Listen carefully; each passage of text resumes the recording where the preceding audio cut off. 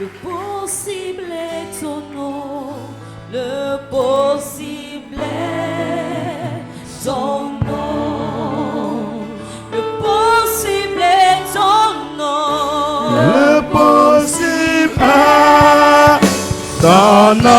Oui, le possible est ton nom. Yes. Le possible est son nom. Oui, le possible est son nom. Le possible est Son nom.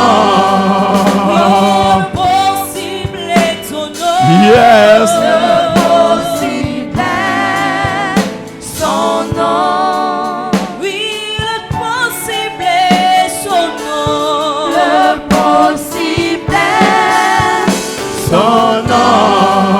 oui, le possible est ton nom. Yes. Le possible est son nom. Oui, le possible est son nom. Le possible est Son nom. oui, le possible est ton nom. Yes. Je suis l'apôtre JLK. Je sais Jésus de Nazareth. Le possible est son nom.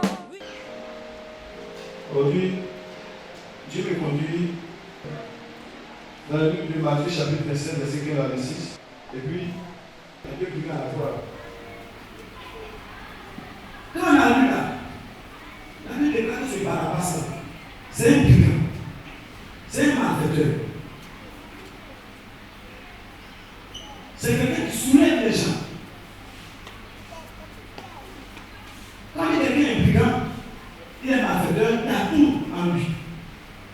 Il y a toutes sortes de péchés en lui. Et c'est ce que ce Barabbas est. Donc la loi l'a condamné. La justice a condamné Barabbas. Et comme la justice a condamné Barabbas, à chaque fête de Pâques, il doit vous livrer l'un de ces malfaiteurs et aller le crucifier, le tuer. Alléluia. Donc cette année-là, c'était conclu que le tour, le sort, serait réservé à qui? À Barabbas. Il n'y a pas deux personnes. Cette personne-là, c'est bel et bien Barabbas le brigand. Il doit répondre de ses actes. Il doit payer le prix de ses péchés, le mal qu'il a fait. Barabbas doit payer ça. Alléluia. Quand on lit le verset 15, la Bible dit qu'à chaque fête, le gouverneur avait coutume de relâcher un prisonnier, celui que demandait la foule. Dans leur coutume, logiquement, dans leur coutume, dans leur pratique, celui qui gouverne tout, quand il dit, personne ne peut dire le contraire, et il doit relâcher un malfaiteur. Ce n'est pas lui qui va le lâcher. Il doit lâcher un malfaiteur, c'est-à-dire quelqu'un qui a été jugé, qui fut coupable, qui a été jugé et qu'on a enfermé. Il n'est pas le seul. Il peut avoir 2, 3, 4, 5, 6, 7, 10. C'est un prisonnier. C'est pour cela que certaines personnes se pressent à aller fêter la Pâque. Ils ont tourné la Pâque autrement. Vous ne savez pas que la Pâque est dans chaque coutume. Dans la loi de la coutume juive, c'est conclu qu'on livre quelqu'un, un malfaiteur, un coupable. Mais c'est pourquoi beaucoup, à des fêtes, à des manifestations, sans comprendre, sans demander l'Esprit de Dieu, quand tu vas, tu ne reviens plus, ou bien tu viens avec problème, ou bien tu vends tout ce qui t'appartient, on t'arrache tout, et puis tu as un problème. Si leur fête là, c'est de leur coutume, par exemple on dit, fête d'igname, et on dit que à cette période-là, ils doivent faire des fêtes d'igname, qui est dans leur coutume. Et toi, on organise, tu t'en vas aussi. Mais dans cette coutume, on va livrer quelqu'un. Par exemple, faites à ça. Toi, tu vas contacter ta dame, on se coupe avec, on se cicatrise avec les trucs de sang coule et tout ça. Tu dis, mais ils sont forts. Mais tu ne sais pas que dans chaque coutume, ils ont l'habitude de livrer au moins 3 personnes, 4 personnes, 6 personnes. Et pour lui, il sort sa lame. Et puis il prend le couteau, il coupe. C'est l'homme de quelqu'un qui a été déjà livré, qui est capable. C'est lui, on a besoin de piquer, on a besoin de couper comme ça. Mais lui, vous le voyez à yeux ouverts, physiquement, yeux physiques. Vous voyez comme ça, mais vous ne savez pas que dans la coutume, c'est quelqu'un qui a de souffrir. Cette année-là, vous allez comprendre. Le temps est arrivé. Les Juifs se sont rassemblés autour du gouverneur. Et le gouverneur a demandé, généralement dans votre coutume, quand le temps arrive, on donne quelqu'un. Voici, il va envoyer Jésus. Aussi, celui qui s'appelle Jésus l'avait envoyé. On a jugé. On a vu qu'il n'est pas de lui. Barabbas, on l'a jugé. Il fut coupable, vous le savez. Et il va payer de ses crimes, de tout ce qu'il a fait, vous savez. Mais des deux là, Barabbas, et puis Jésus-Christ, des deux là, c'est lequel que je dois vous dire. Entends, la femme du gouverneur, Pilate, pendant la nuit, la femme a souffert parce qu'elle a vu l'innocence de notre Seigneur Jésus-Christ. Une accusation qui est sur lui. Elle a dit à son mari que non. Cet homme-là n'a rien fait. Je n'aimerais pas que tu mettes ta main, tu fous ta main dans leur affaire. C'est-à-dire quoi? Ça veut dire que Dieu est venu ouvrir l'esprit de la femme comme témoin pour qu'elle sache, et pour bien que le gouverneur sache, que cet homme-là, il ne mérite pas la mort, parce qu'il n'y a pas de péché en lui. Il n'y a point de péché en lui, donc il ne mérite pas la mort. Mais s'il y a lieu de mourir, s'il y a lieu qu'il va mourir, ce n'est pas à cause de lui-même, c'est pas péché, mais ça sera le péché de vous-même.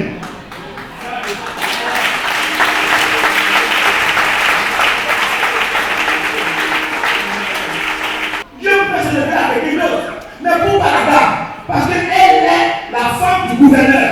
Et c'est le gouverneur qui a le dernier mot. Et le gouverneur va savoir. Donc, si on a tué Jésus, c'est que c'est dans le plan de Dieu.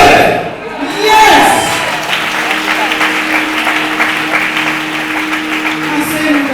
C'est pour ça que les Juifs ont dit oui, on sait que Barabbas est mauvais, il est maudit. Et qu'on a jugé, il est coupable. Mais on ne va pas le prendre. Il ne va pas mourir. Mais c'est Jésus que nous on veut. Lui, on a jugé, on n'a rien trouvé à lui. Mais c'est lui qu'on veut. Donc si Jésus ne mourait pas, la parole de Dieu ne serait pas vraie. Alléluia. Est-ce que vous comprenez? Voici pourquoi ils ont livré Jésus. Alléluia. Prenons la livre de toi, les brigand. Ils ont pris Jésus et ils ont laissé Barabbas en paix.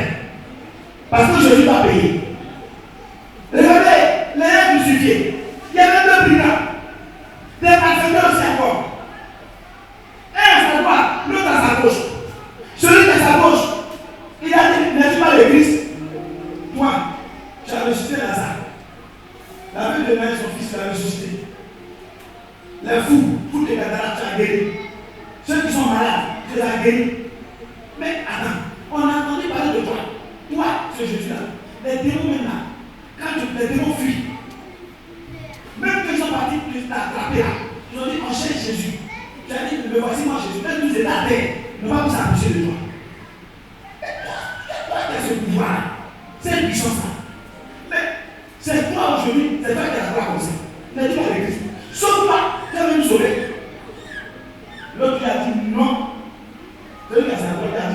cieux.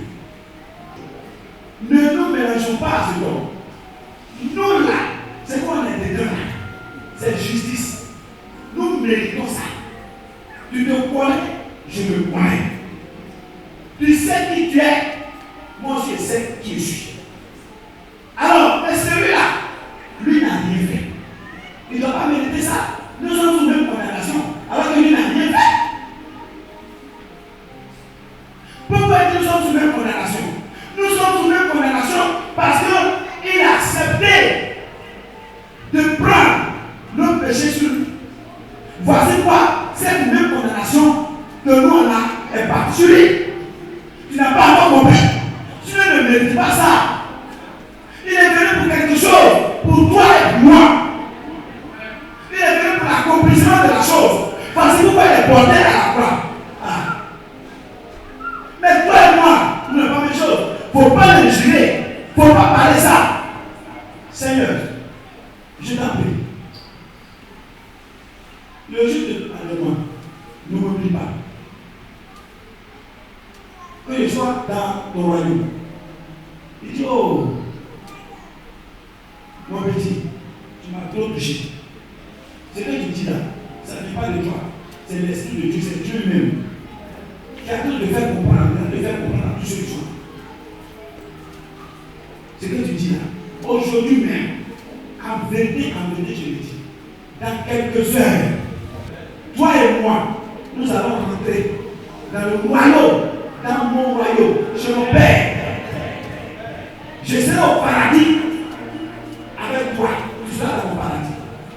Pourquoi Jésus a dit ça à cet homme? Pourquoi Jésus a dit à cet homme, il doit aller dans son paradis avec lui qui le mérite? Pourquoi? Oui. Parce qu'il a reconnu qu'il est malfaiteur. C'est-à-dire qu'il a reconnu ses péchés. C'est-à-dire, quand tu viens à Jésus, et quand tu reconnais tes péchés, alors à l'instant là, Jésus te pardonne de tous tes péchés, quel que soit ton péché. Il te pardonne. Et puis tu vas rentrer dans son royaume. Amen. Amen, Jésus. Merci Jésus. Parce qu'il a déjà payé ce prix. Ton prix là, il a déjà payé ça. Il est venu pour ça. Et l'un des brigands fut au paradis. Et l'autre à l'enfer. Vous voyez? Donc Jésus, celui-là qui a posé là, il fallait qu'il meure. Il lui fallait ça. C'est que certains n'ont pas compris. Ils n'ont pas compris les virtudes. Ils sont au loin. Et puis je dis qu'ils sont dedans. Ils ont habité derrière eux. Ils peuvent juger. Nous les chrétiens, quand ils peuvent dire Jésus est à la mort, c'est lui qui est à la mort. Vous vous trompez. De puissance en puissance, vous-même ne pouvez pas en grande de ça. Démonstration. Vous savez que la mort de Jésus là, c'est pas en fait, c'est dans le plan de Dieu. C'est pas dans le plan de l'être humain. Juste son sang pour effacer nos péchés, pour nous donner la victoire. Mais après ça, il est ressuscité.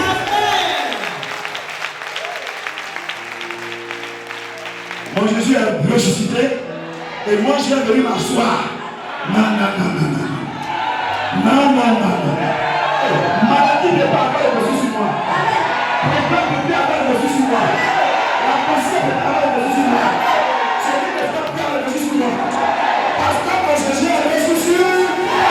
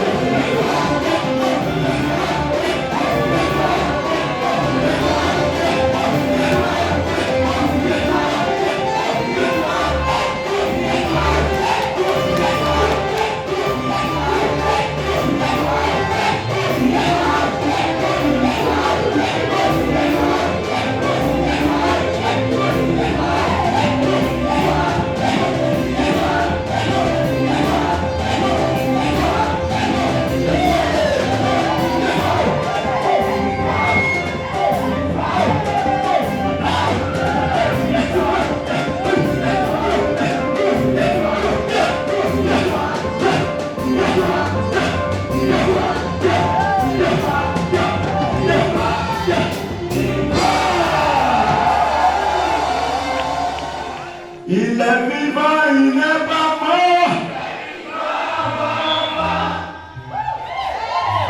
Il est vivant, il n'est pas mort. Il est vivant, il n'est pas mort. Il est vivant, il n'est pas mort. Il est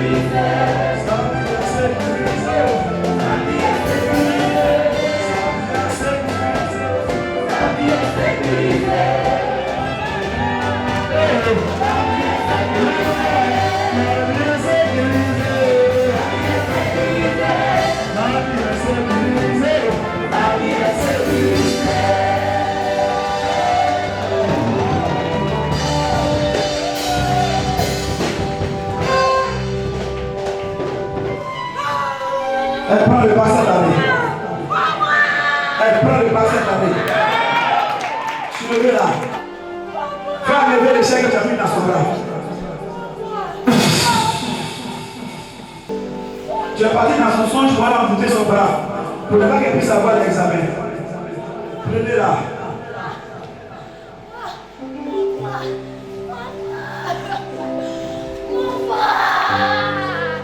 Maintenant, c'est bon départ. Dépêche-toi.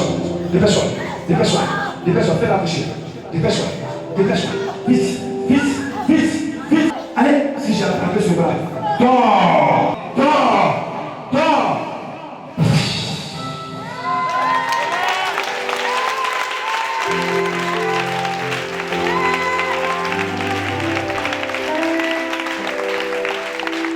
Merci Saint-Esprit. Le temps du possible. Après avoir été lavé à l'âge de la puberté selon la coutume de sa région, Daniel Nguissan fut livré à un malheureux mariage spirituel avec un géant mari de nuit dans son ignorance. Ce démon va posséder la vie de Daniel et la rendre très difficile depuis ce jour et pendant plusieurs années, jusqu'à ce que aujourd'hui elle rencontre la grâce de Jésus-Christ de Nazareth, le Dieu de l'apôtre JNK, ici au temple du possible. À l'âge de 15 ans, chez les Baoulés, on dit que toutes les filles à partir de 15 ans ou 16 ans, avant de connaître un homme, avant d'aller avec un homme, il faudrait qu'on te lave. Et dès que cette cérémonie, je me rappelle bien, fut faite, c'est alors que cet esprit-là m'a mariée sans mon consentement, sans mon avis. Ce mari de nuit-là, il venait 3 fois dans la semaine me visiter, bien aimé. Et lorsque je me réveille comme ça le lendemain, je me sentais malade. Malade parce que j'avais des douleurs au bas-ventre. Je sais que je ne suis pas sortie avec quelqu'un physiquement, mais dans le spirituel, cet esprit-là vient coucher avec moi. Chaque fois, il a ses jours. Il fait cela 3 fois dans la semaine. Et s'il arrivait qu'il n'a pas pu faire cela 3 fois dans la semaine, qu'il a fait 2 fois, il se permet de refaire un rattrapage. C'est-à-dire si dans la journée, moi je veux faire la sieste, cet esprit-là, qui est mari de nuit, il vient coucher avec moi encore pendant cette journée-là. Et vraiment bien aimé, j'ai traîné ce mal, je souffrais. À tel enseigne que j'avais des mots comme la pète blanche. Quand j'étais au milieu de mes amis, je me grattais seul. Souvent même ça mouillait mon dessous, j'étais vraiment malade. J'avais payé des médicaments dans les pharmacies et autres pour faire ma toilette et tout. Mais lorsque les médicaments finissaient, le mal revenait, la pète blanche, ça me démange, ça me gratte. Oh, c'est cet esprit mari de nuit là qui m'avait donné cela. Et lorsque mes menstrues aussi venaient également, le sang est rouge. Les menstrues d'une femme, normalement, doivent venir rouge. Mais pour moi là, le sang, au lieu d'être rouge, est noir. Je me plaignais. Je ne savais pas pourquoi. Et vraiment, lorsqu'on m'a conduit au temple du possible par le canal de l'apôtre JNK, Dieu vraiment m'a délivré. Il a chassé cet esprit-là au travers de l'homme de Dieu. Vraiment, aujourd'hui, je me sens libéré, déchargé. Tous ces démons qui minaient la vie de Daniel Nguissan avaient à leur tête un démon de génération qui régnait dans sa famille depuis 600 années. Il va être alors dévoilé et chassé par l'autorité du Saint-Esprit qu'il a porté sur son serviteur, l'apôtre JNK. 600 ans. Et ce jour-là, la délivrance, pendant qu'on faisait la louange comme ça, à 9h30, lorsque je suis tombée, je faisais pitié. Un esprit de 600 ans. Et Dieu vraiment a utilisé son serviteur, il a fait ce travail-là. Aujourd'hui, délivré de la main de tous ces démons, Daniel retrouve une nouvelle vie épanouie en Jésus-Christ de Nazareth. C'est pourquoi je rends gloire au Seigneur Jésus-Christ, le Dieu de l'apôtre JNK. Et je dis merci beaucoup, merci infiniment à son serviteur qui vraiment a utilisé son énergie, sa force, son amour pour faire ce travail dans ma vie au nom de Jésus-Christ. Que Dieu le lève, Dieu le bénisse, Dieu étende son ministère au nom de Jésus. Le temps du possible. Mariée depuis le 10 mai 2014, Madame Kwakulo va traverser 4 années de difficultés et de pleurs dans son foyer. En fait, Madame Kwakulo était confrontée à sa belle-mère qui s'imposait dans ce mariage. La dite belle-mère va combattre Madame Kwakulo sous prétexte que la mariée venait la séparer de son fils unique. J'ai marié un enfant unique de sa maman. Pas de son papa, mais de sa maman. Donc, c'est comme si je suis venue prendre son fils. Donc, elle s'opposait à notre foyer. Elle avait toujours des paroles à dire dans notre foyer. Je n'arrivais pas à prendre des décisions avec mon mari. Si mon mari doit prendre une décision ou bien il doit prendre une décision par rapport à nos enfants, il va aviser d'abord sa maman avant de venir m'aviser. Ceci étant, Madame Kwakulo va perdre toutes ses valeurs d'épouse. Elle ne recevait aucune attention de son époux. Elle était ridiculisée, livrée à elle-même. Elle n'avait que ses larmes pour se consoler. Les injures devant mon mari, elle me tenait des propos qui n'étaient pas bien à l'endroit d'une femme. Mais mon mari n'avait pas un mot à dire. Donc, j'étais dans cette souffrance. C'est ainsi que Madame Kwakulo va décider de se rendre au temple du possible. Arrivée au temple du possible, Madame Kwakulo est localisée par le Saint-Esprit.